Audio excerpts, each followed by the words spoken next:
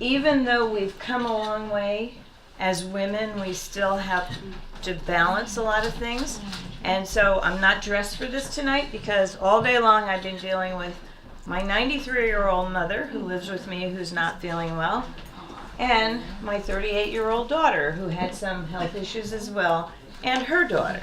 So it makes me, it makes it very easy for me to say to you that we absolutely need more women in the legislature and in every level of government, because we need to bring our perspectives to legislation, to decision making, to policy making.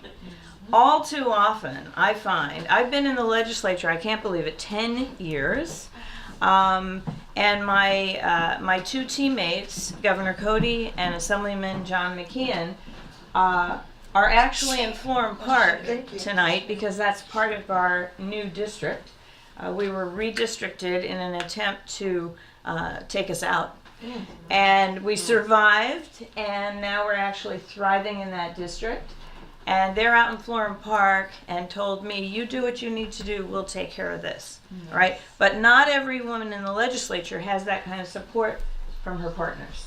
And what I find is oftentimes when I'm there, it's a lonely feeling because you have to kind of pick your issues that you're going to stand up for because they take a lot of energy to move forward, all right? So whether it's women's health, which we have failed for 8 years in a row to override this governor, I can't call him my governor, this governor's veto is to fund health care for us.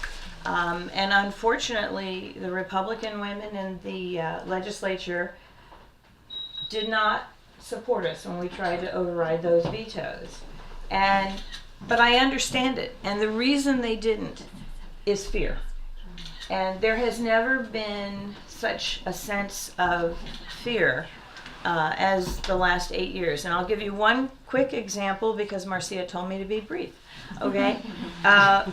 So when I got to the legislature, I don't remember the exact numbers, but it was the first time that we had a significant number of women in the legislature, both in the Senate and in the Assembly.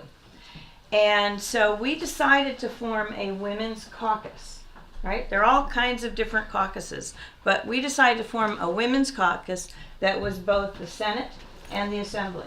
And it was Republican and Democratic.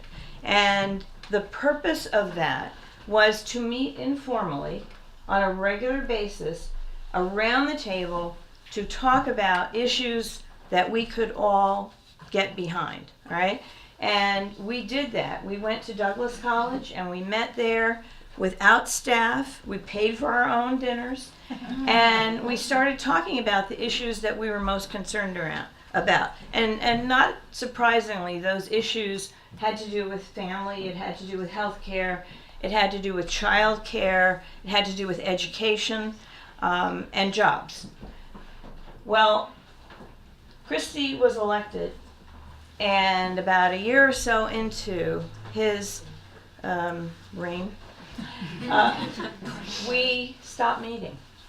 And there was a real chill over all of us women in the legislature. We would still talk in the bathroom when we saw each other, but the way things are set up down there, it's not easy to meet with one another. We see each other at committee hearings and meetings, and we're able to talk there. But even that is not very open. It's not the kind of open conversation that we were having.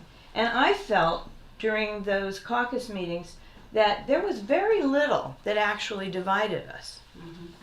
And I think that is something, no offense to the men in the room or the men in my life, but that is something that I think we as women are more interested in doing.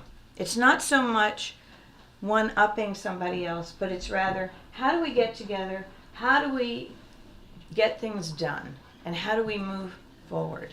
And so that is one of the many reasons why I want to see more women, because there's power in numbers, and that's, no one can dispute that.